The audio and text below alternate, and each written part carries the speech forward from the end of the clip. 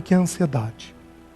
É eu olhar a vida do meu ponto de vista, e não do ponto de vista de Deus.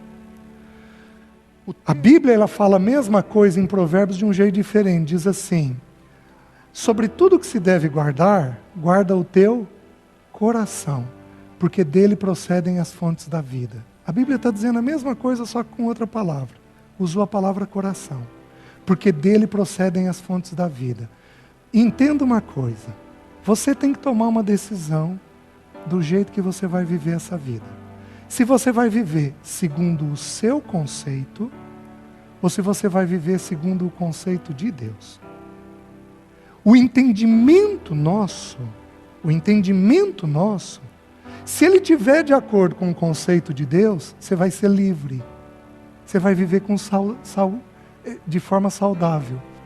Porém, se o teu entendimento for segundo a tua mente, não a mente de Deus, você de alguma forma vai viver escravo. Todos nós temos conceitos de vida. Com dinheiro, com morte, com relacionamento, com pessoas, com namoro.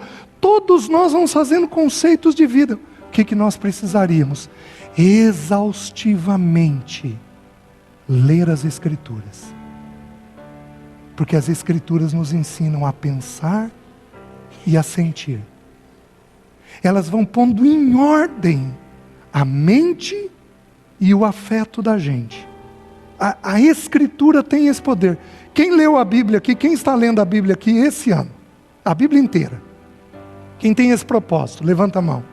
Certo? Olha, gente. Não vai faltar trabalho. Porque o que liberta é as Escrituras. Se você não for para as Escrituras, você vai recorrer a quem? Já um profissional, para ter que te ajudar. Nós não precisamos tanto disso. Não que não tenha necessidade de um profissional, mas em especial, nós precisaríamos das Escrituras formando este conceito. Deus, sobre este assunto, o que o Senhor pensa? Como que o Senhor pensa? Quais são os textos que falam a respeito disso daqui? Vocês estão conseguindo me entender? Vou fazer um parênteses e eu vou contar uma história minha. Eu tinha 11 anos de idade, eu me converti aos 15. Eu tinha 11 anos de idade e a minha mente foi marcada por uma tragédia. Aliás, vou contar outra. Eu tinha 6 anos de idade. Eu tenho uma memória péssima, mas o que eu lembro é o que marcou. O meu pai indo para Curitiba de carro, eu morava numa cidade de interior. Meu pai indo para Curitiba de carro, teve um acidente, ele dirigindo. Ele entrou atrás de um caminhão, teve um acidente. E a pessoa que estava do lado dele morreu. E meu pai ficou muitas semanas hospitalizado.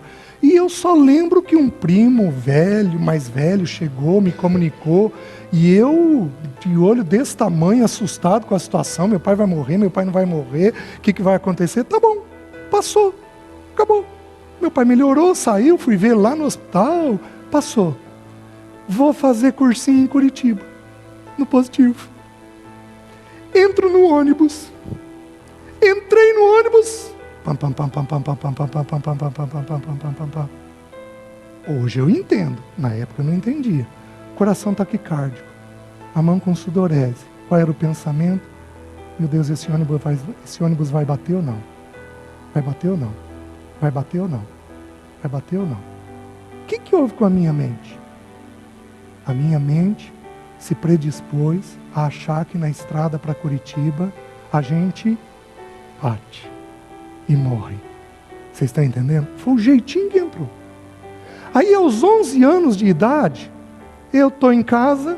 Naquela época a TV era uma coisa muito rara de se ter. Eu tenho 53 anos, então nós estamos falando de 42 anos atrás. A minha família era uma das poucas famílias que tinha TV na cidade. Tá bom. Domingo à noite, o que a gente fazia? Assistia o Fantástico. E o Fantástico é especialista em produzir ansiedade.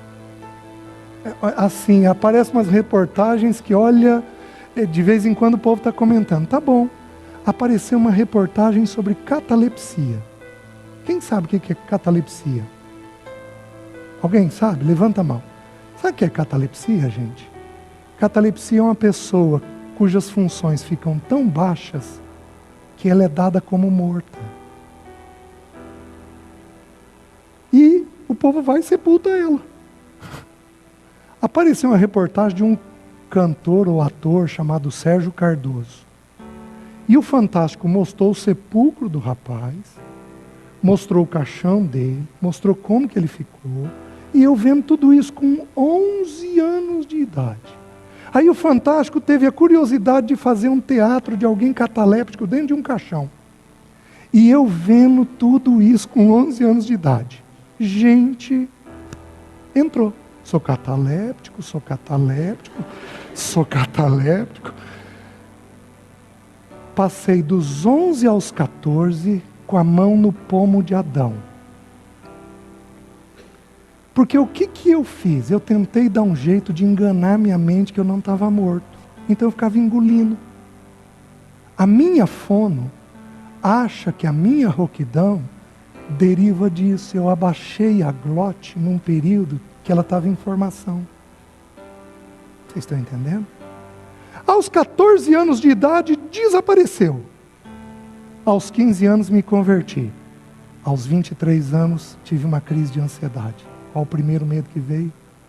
Vou ser enterrado vivo, vou ser enterrado vivo, vou ser enterrado vivo. Gente, eu passei 4 meses dormindo sentado, segurando a mão da minha esposa, e eu pedia para ela: Leci, você confirma para ver que eu não estou morto? Você não deixa me enterrarem vivo? Leci, por favor, você confirma isso? Gente, no medo você supõe. No pânico você tem certeza. Eu tenho várias pessoas aqui que vão ter crise de pânico. Porque conceitos entraram na mente. Mas, meus queridos, Deus foi bom demais comigo, mas foi bom demais comigo. Eu me converti aos 15 anos. Se você imaginar um jovem indisciplinado, era eu. Mas eu me converti e o Espírito Santo pôs uma sede no meu coração pela palavra. No primeiro ano da minha vida cristã, eu comecei a ler a Bíblia. Nunca mais parei de ler ela. Todo dia. Buscando ao Senhor. Todo ano. Pelo menos uma leitura da Bíblia. Todo ano, todo ano, todo ano. Nessa crise que eu estava tendo aos 23, 24 anos de idade.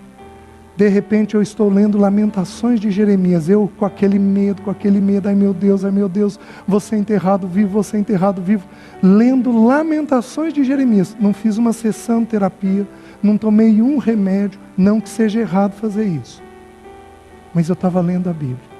E Jeremias, um dia, o povo cansou tanto dele que colocou ele numa cisterna, num buraco.